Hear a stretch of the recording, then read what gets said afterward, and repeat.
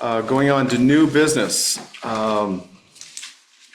We have another presentation from our highway superintendent. This is starting to become a habit. I'm looking forward to this. We've all got our packets and we've hopefully had a chance to read through it, but I do want to pass things over to Jordan and Jordan St. Ange and let him present his presentation. All right. Thank you, Jordan. Yeah, thank you for your time. I'm here today to talk about our highway department's winter operations, which obviously revolve around snow and ice control.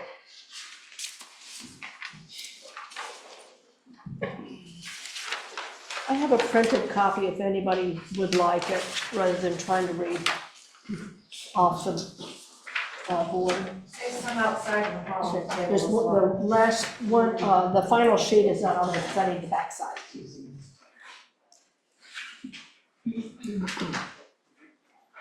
Okay, so starting off, the driving force behind our winter operations is public safety, fiscal responsibility, and environmental responsibility. In terms of public safety, our focus is clearing the roads in the morning for buses and during commuting hours. Also clearing the sidewalks for those times. During the overnight, our focus shifts to making sure that everything is accessible for our emergency first responders. In terms of fiscal responsibility, we focus on minimizing overtime, the salt that we use, and the wear and tear that we put on both the equipment and our infrastructure for plowing. In terms of environmental responsibility, the less salt we use, the better off we are. Below here in blue and red is an excerpt from the VTrans Snow and Ice Control Plan, which is something that we use as kind of a reference or kind of a basis for some of the things that we do. And in this, you'll see it calls for safe roads at safe speeds, not bare roads. So going for bare roads is just not fiscally responsible. The amount of salt we would use and the hours and the wear and tear would just be ridiculous. During storms, drivers should expect to see snow on roads. There's another thing here that's, we're all live in northern Vermont, we're pretty familiar with that. And same with the VTrans Snow and Ice Control Plan here is anticipate reduced coverage at night. Like I said, 24/7 full-blown plowing and salting is just not feasible from a resource standpoint or a standpoint of fiscal responsibility. So every storm that we get is different and it requires a lot of careful decision-making on how we handle it. These decisions are always guided by public safety and fiscal responsibility. Some of the variables that we deal with are the timing of the storm, which is a huge one, whether it's morning, night, when we start, and we have temperature, which is both air temperature and surface temperature. Lots of people don't realize that, but that's a huge part for us is the actual temperature of the surface of the road. And then snow accumulation is obviously a big factor. Here in Morrisville, I found that, we have these micro environments where it could be bare roads in town, but up in Sterling Valley, it could be a whole other story. And it's the same over on Elmore Mountain, and it could be any mix, on any day. So then obviously you have the different types of precipitation and wind, all the different weather variables that you could imagine change our game plans. And for those, we're heavily dependent on the weather forecast, which we all know is historically unreliable. So it's a tricky game. And another big variable that we deal with is the pavement condition. A clear example of this is if you were to drive Washington Highway during a snow event. If you came up from Randolph Road, it'd be a nice clear road. You get right around the National Guard barracks and you'll notice the road becomes much more snow covered. The pavement condition, there's a joint in the pavement right there. And that's the difference between, a nice paved road and a deteriorated road. And what it boils down to is when we plow it and we scrape it, the smoother the road, the more of the snow we get off. If it's not smooth, there's wheel ruts, whatever it may be, it leaves snow on the road. That then dilutes the salt when we put it on. So it takes more salt to bear it off. And just the rougher the road, the harder it is to maintain.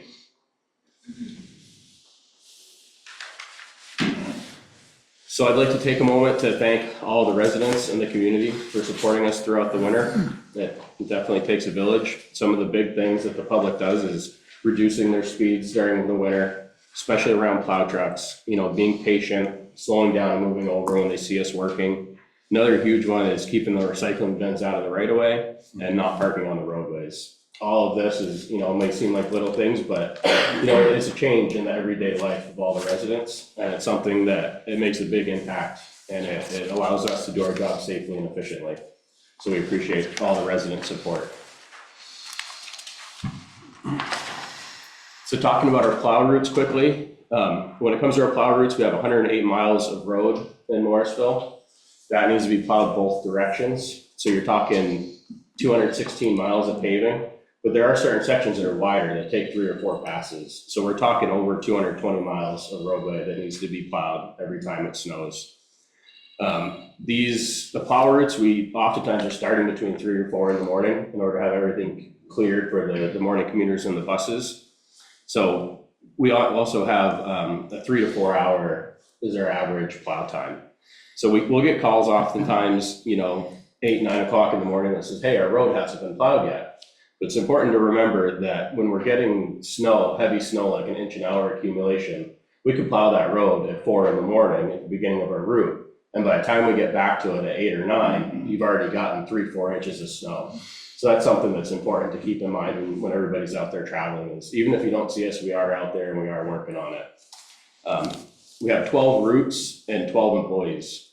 So with just one person being out, it has a huge impact on our operations. There are times when we're delayed in the morning, we don't get things cleared as early as we would like to. And lots of times that can be directly attributed to either an employee being out or more likely just one piece of equipment being down. I'd like to take a minute to mention Jordan LaHoulier. He's our sidewalk plow operator. He's a new hire this year, and he's a prime example of what we strive for in the highway department.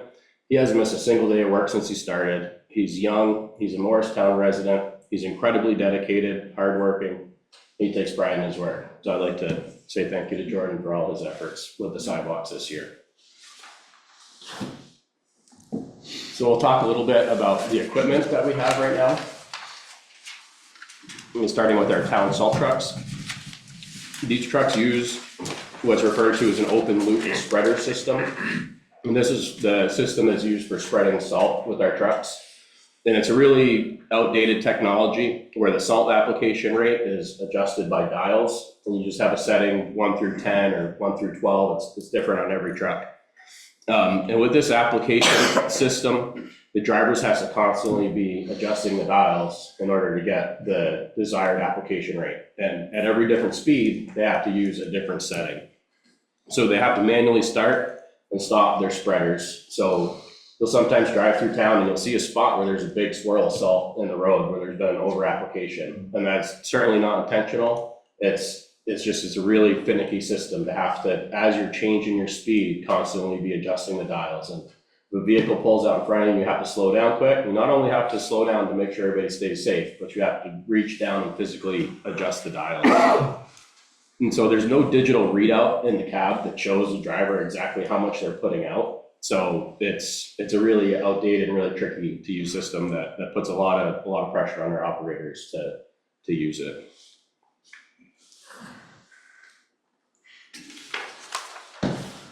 So this is another excerpt from the VTrans snow and ice control policy. This is their quick reference guide for salt application. And this shows the baseline application rates when salting both lanes. We use a centerline application where we don't salt both lanes, we salt strictly down the middle of the road. And this helps us keep more salt on the road where we need it. And as traffic moves and moisture hits, the salt disperses across the road and does its job. So these rates that you see here in the numbers, you have to double those for the centerline application. Our target application rate changes with every storm, but in general, our target is 400 pounds per mile or 200 pounds per lane mile. I did receive a very nice email from a resident asking about in particular storm that we had where it was cold and we were out there salting, and he was questioning why we would salt when it was below 15 degrees, which is below the good working temperature for the salt. And in that instance, this was a difference between the air temperature and the surface temperature. The surface temperature was actually higher, which is why we put the salt out. But it brings into question another kind of a method with the snow. And when it's really cold, if we don't salt at all, we end up with a snowpack on the roads. And that snowpack can be really hard to remove. And it involves a lot more plowing to scrape it off than, as we discussed, when there's a lot of snow on the road, we have to put down more salt. So it dilutes it. So once that snowpack forms, it's very slippery and very hard to remove. So oftentimes when it is cold, we will put out a small amount of salt and it will stop that snow from bonding to the road is the main purpose of it. And sometimes we'll end up with kind of a slushy situation, but that slush is a lot easier for us to scrape off and a lot more cost effective, and it's a lot easier on the infrastructure to scrape off. But that is definitely something that's, one of those tricky judgment calls, and you have to rely on the forecast where the temperature is going to be in the coming days. So in order to hit these different application rates, we need to calibrate our trucks. Historically, our calibration efforts have been self-taught, and I'd like to mention Scott Nelson, who's another member of our team out of the Village Garage.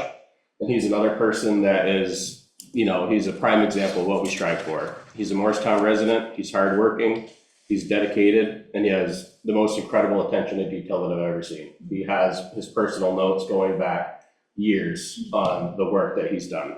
I can't say enough good things about Scott, and his efforts have been pivotal in all of our calibration, all of our salt reporting efforts this year. He's made a very big difference. So this year I was able to attend a winter maintenance seminar I got enrolled in it through the Vermont Local Roads, and VTrans put on this class. The instructor was very, very knowledgeable, and we were able to work with Vermont Local Roads in order to get a grant, and that instructor actually came to our garages and continued the training with our guys and helped us calibrate our trucks. So I'll show you now some of the different calibration cards that we have in our trucks. And this is Scott Nelson's truck. So this is a copy of the calibration card that we have in our truck, and every truck has a different card. Green is within our usual target range. Red is generally an over application, and gray is an under application. Our target application rate changes with every storm. And you can see that as Scott drives, he has lots of different settings he needs to pick depending on his speed. So you can see at 10 miles an hour on setting 6, Scott will be putting out 360 pounds per mile.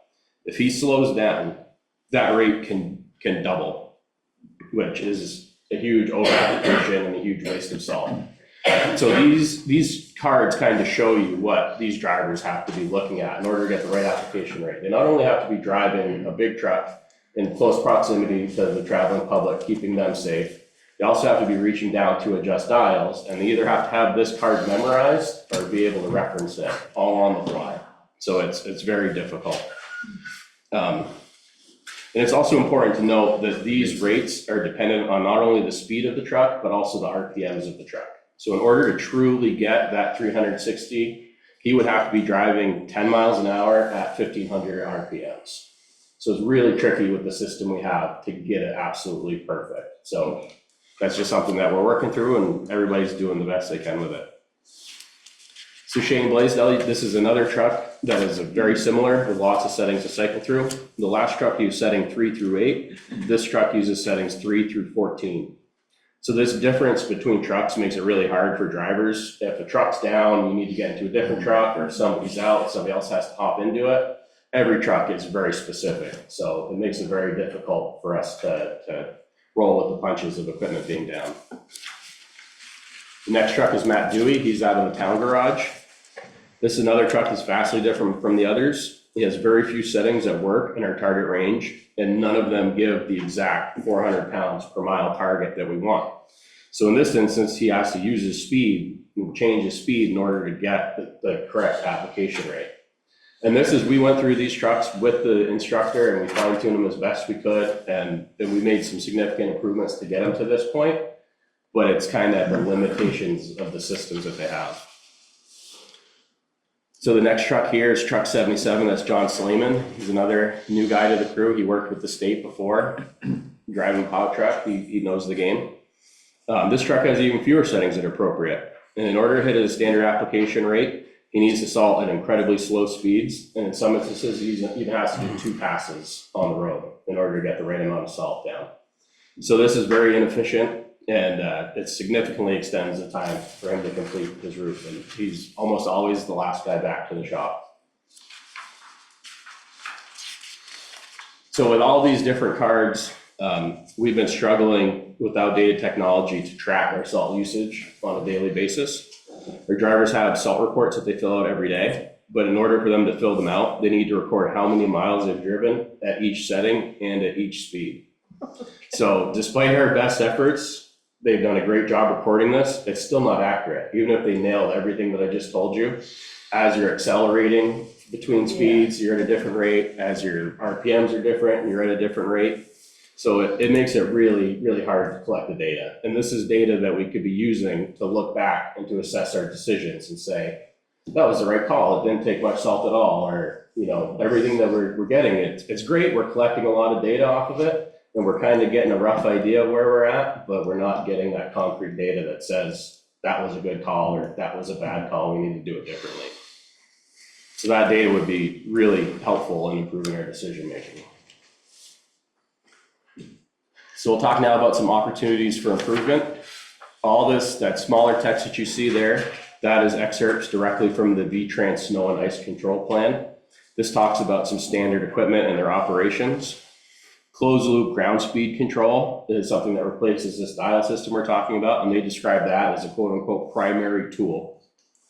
Another one is road weather information systems or stations, mobile surface temperature sensors, which they use to quote guide their decisions, and pre-wetting systems, which they describe as standard practice. So we'll talk about all this different stuff individually.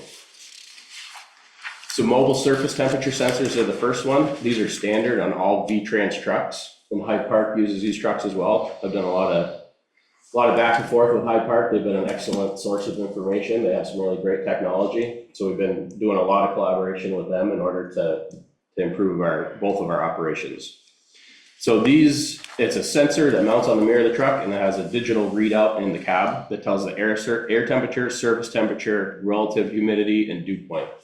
And all of this is information that's crucial for determining the right application rate. This year, we've added them to our two foreman's trucks and to one of our salt trucks. And it's allowed our foreman to make better decisions about how much salt to put out and when. And this surface temp varies throughout our whole road network. So it's not like you can just go out at the shop and get it sensed on the ground. It's everywhere you go. Altitude, whether you're close to a river, in the wind, whatever it may be, it's constantly changing. So you'll see here that this is $750 per truck. I have these little notes equivalent to 8.3 tons of salt. So I think it's important to look at these and say, how much salt does it take to really justify that cost? So in this instance, $750 per truck, that's only 8.3 tons of salt. So by allowing us to make better decisions, these are going to easily pay for themselves this year.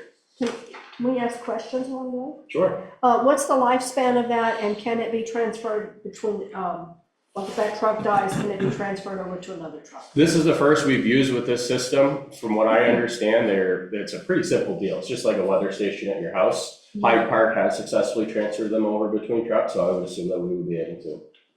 Yeah. Next one is a road weather information station. And this is basically a mobile weather station that can be accessed through a web-based app. I learned about this specific service through a local snow and ice control contractor. This is called Frost Solutions. It's a self-contained unit, and there'll be one getting mounted in town and then another remote camera being mounted outside of town. And these provide tons of current and predicted information that's crucial in our decision makings. You can see this graph here. It shows the blue line is the air temperature and the black line is the surface temperature. So it'll tell you what it is now, and it will actually predict it out into the future. So being able to look at a predicted surface temperature is going to be a game changer for us, because we'll be able to say, it's cold all morning, putting salt down now, it's not going to work that great. But say at 11 o'clock, we're going to see a spike. The sun's going to come out, the surface temperature is going to spike. That's going to let us know the best time to put out our salt so that we get the most bang for our buck out of it. The other thing that this has is we can log on to it at any time, and we can see pictures of what's actually happening. And right now, in the mornings, our foreman will have to come in and physically check the roads to see if they need to be plowed. And they need to time it well enough that if they do, that they have enough time to call their crews and get them to come in early. So that right there is a significant overtime expense just to check the roads. And these, just with that alone, it's a $3,700 a year subscription. But if two foremen could not come in 22 times, that alone would pay for these in the first year. Not to mention the savings we would see by timing our salt applications correctly and seeing reductions in salt. So I could give a presentation on this system alone, but the big takeaways it'll reduce the early morning physical road checks and overtime and allow us to better time our salt applications. This is the biggest one here, the closed loop ground speed control. This is described by VTrans as one of the primary tools for maintaining consistency and efficiency in salt use. That's a direct quote from the VTrans Snow and Ice Control. This would replace the outdated dials that we have. So these allow the plow operator to simply set an application rate and drive. They have a digital readout. They can say they want to put out 200 pounds per lane mile. They set it to 200 and they drive. They stop, it stops. If car pulls out in front of them and it slows down, it slows down. It takes all that guesswork out of the equation. So it provides a digital readout with that rate. It allows the driver to focus on actually driving and their surroundings. See if there's any other hazards that they maybe need to radio back or whatever it may be. It'll reduce the over application as well as the under application. And it takes out that whole chance of operator error. I mean, we're asking a lot of these guys to constantly be on the right setting. And when you're coming in at 3 a.m, several days in a row, working long shifts, it's, that the room for operator error is there, and this will take a lot of it out. That's a safety issue too. Yeah, it absolutely is. So this will lead to reduced salt usage. And the cool thing about these is it will allow us to capture all the data so that we can use it for data-driven decision-making, because just like hitting the trip in your car, and you can see how many miles you drove, when they get in the truck, they hit a button, they go out and they salt, they get back to the shop, and they can say, hey boss, I put out this many pounds today. So there's a couple different options here. There's the CS660, which is like the Cadillac, that has GPS tracking. That one the driver pulls back into the garage and it would connect to the Wi-Fi in the garage and automatically upload their salt usage, which is like light years ahead of where we're at. That system is pretty expensive though. That's $15,000 per truck to retrofit it. The CS620, it does everything that we need it to. It gives, like I described, the trip meter. You can also plug a USB drive into it to get the data. The data is all still there. It's a little harder to get out, but it's still there. So just theoretically speaking, if we outfitted all 4 trucks with this cheaper version, it would cost $47,000. But it would save us between $69,000 and $115,000 in the first year. This represents $22,000 to $68,000 in savings in the first year. And after that, once it's paid for, then you're looking at realizing that $70,000 to $115,000 savings every year. So these closed loop ground speed controls are definitely something that we need to be looking at moving towards. You figure in the cost of salt and then $275,000 for a truck. Yeah. When you take a look at this cost, Yeah. it's pretty much a no-brainer. Yeah. Yep, it is. True. So Even for the more expensive one, I mean, if my memory serves me, if I'm looking at invoices, we're paying about $9 a ton. yeah, $90.25 a ton. Yeah. That's $14,940 the first year on the Yeah. higher priced one, Yep. which basically covers them after year 1, and then we They're get the higher quality equipment, yep. and we're not spending any more money on it. Yeah, so we have one truck that's on order that hasn't been upfitted yet. That one, we're gonna, without a doubt, we gotta find a way. We're gonna get that one set up coming from the factory with this system, which will leave us with 3 trucks that I think we actively need to retrofit. This isn't. Jordan, do you know how long these have been used by VTrans?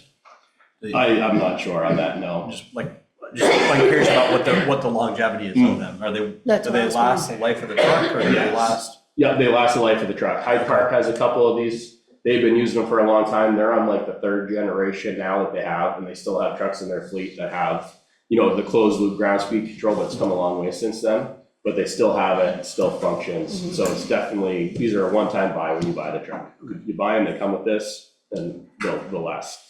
That CS660 also supports that liquid pre-treat too, so if you ever decide. Oh, which is good. Yeah, so that's a good point. That one supports a straight, pure liquid pre-treat. So we'll get into that actually on the very next slide. You have a liquid pre-treat, and then you have pre-wetting. A liquid pre-treat is where you actually have, picture like a tanker truck driving down the road, spraying out straight brine on the road. That is something that Hyde Park is working towards right now. They're trying to order a truck that's set up that'll do that. That's kind of the next step in brine. There's this other one, so the CS 620, that supports pre-wetting, which is something I think we need to actively get after. I think the pre-treating, that's a pretty lofty goal. I think we need to start with the pre-wetting. We can talk about that here on the next slide. So VTrans Snow and Ice Control Plan states that pre-wetting at the spinner should be standard practice. So the way that this works is you have a tank on your truck and you have a nozzle right at the chute where the salt comes out of the chute onto the spinner. And all you're doing is you're spraying it with liquid before you spread it. You can spray it with either a brine solution or you can spray it with liquid chloride. Either way, the liquid, it reduces the bounce and scatter. The wet salt doesn't dance off the road. So you're looking at a 25 to 30% reduction in the amount of salt that you need to use right off the bat by pre-treating. That equates to a $57,000 to a $68,000 salt savings per year. The other benefits is it starts working faster because it's already activated. As soon as that salt gets wet, it's activated and it goes to work. And then if we can take that same tank, we can fill it with brine or we can fill it with liquid chloride. If we fill it with liquid chloride, then it'll work incredibly well even below 15 degrees. As the temperature drops and the salt doesn't work that well on its own, you spray it with chloride as you spread it, and it comes right to life and it works great. So VTrans uses this system on all their trucks. Hyde Park and Johnson also use this system and they highly recommend it. And the cool thing about it, the big barrier to entry here is making the brine.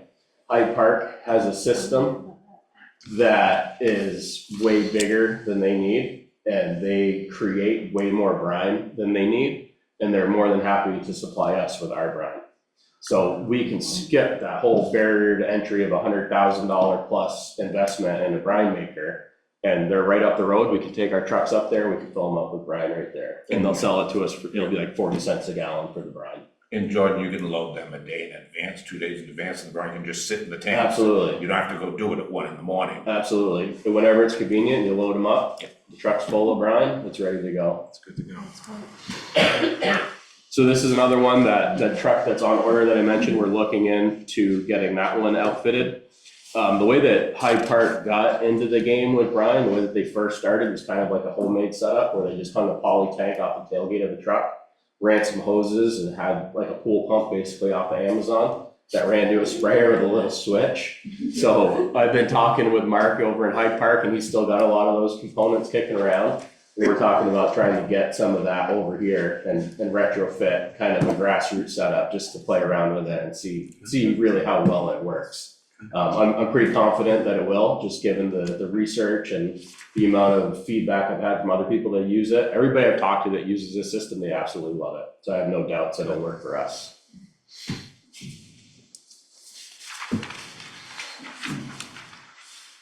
Another bit of new technology that we're going to be trying out is a live edge plow blade. So the benefits of a live edge plow blade are twofold. Number one is it reduces the salt usage because it cleans the road up better. And as we talk, if there's still snow on the road, it dilutes the salt, you need more salt, all that. Number two is reduce wear and tear on our equipment and on the road. We recently had a plow catch a manhole and it caused significant damage to the plow blade. And it cost us over $1,200 in parts, and it took us several guys working all day trying to straighten the plow out. And not only that, but it damaged the road, it bent the manhole up, and that truck since has just, the plow's tweaked just enough that it doesn't make a nice even contact with the ground.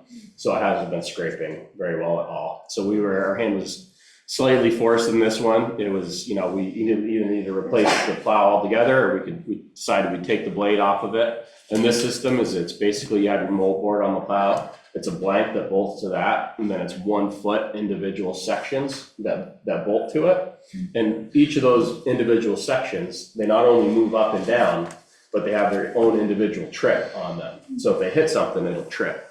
Right now with the whole plow, it takes a lot of force to make that plow trip. So if you catch something hard enough to make a trip, it's gonna do damage.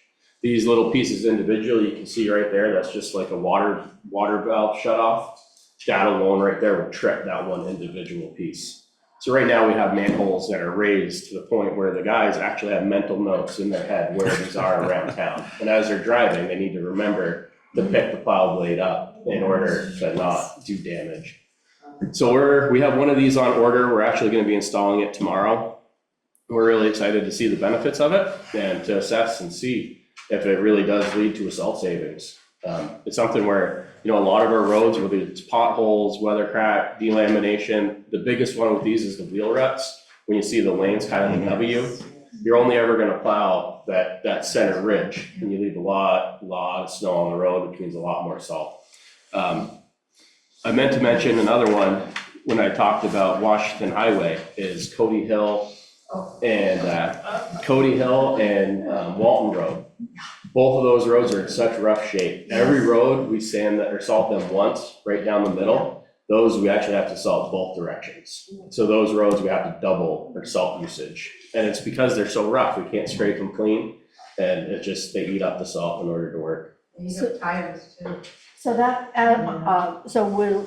since we're getting one of these, will this be primarily used on paved roads or dirt roads? This one is gonna be in the village. This one is the truck that runs around the Maple, Congress, all that little neighborhood Primarily there. paved. This will be primarily paved. That's the one thing that we're really curious to find out about on these is the reviews they're incredible on pavement, but they're not that great on dirt.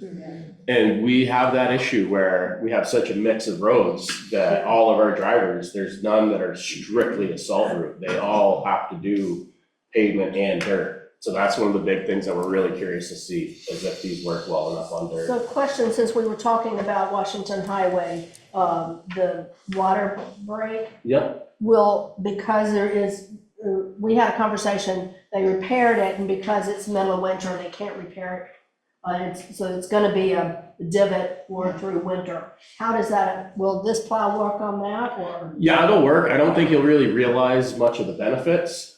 It'll work, it'll be far less likely that chunk of the road is gonna damage any of our equipment. Okay. But this truck actually, that this is going on has that route, so we'll definitely see. Okay, just curious, yeah, that's a weird one. Yeah.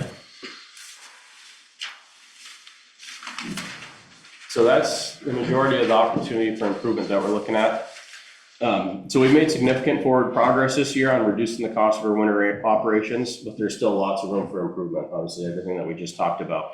So this year, our usage to date is down 208, almost 85 tons, which is almost $27,000 from last year. Wow. This year, we've salted over 8 times more. I think we're up to probably 10 times more we've salted this year than last year. And last year we had we got a lot colder temperatures this year than we did last year as well. So we've already saved close to $27,000 in salt this year. And our goal is to break $40,000 in savings on salt alone this year. So temp sensors have already been added to 3 trucks, and they're allowing us to make better decisions and save money. The road weather information station, we just got that in. We're waiting for the last piece of it to come in this week, and that'll be going up, and that's gonna revolutionize their decision-making and save money. We have that one live edge plow that's on order. We're excited to assess its benefits. And we're working with Hyde Park to retrofit one of our trucks with that homemade pre-wetting system. Closed loop ground speed control is really the missing link to improving our salt operations. And I'm continuing to assess those 2 options to make a recommendation to Brent as to how we want to move forward. Hopefully we can save enough money in salt this year and have our budget in a good enough shape that we can reinvest and get them retrofitted over the summer and have some closed loop ground speed control for next year. And then I think we can really realize some big savings in our salt usage. You answered my question, there at the very end. So the closed loop you're hoping to have on the trucks next year.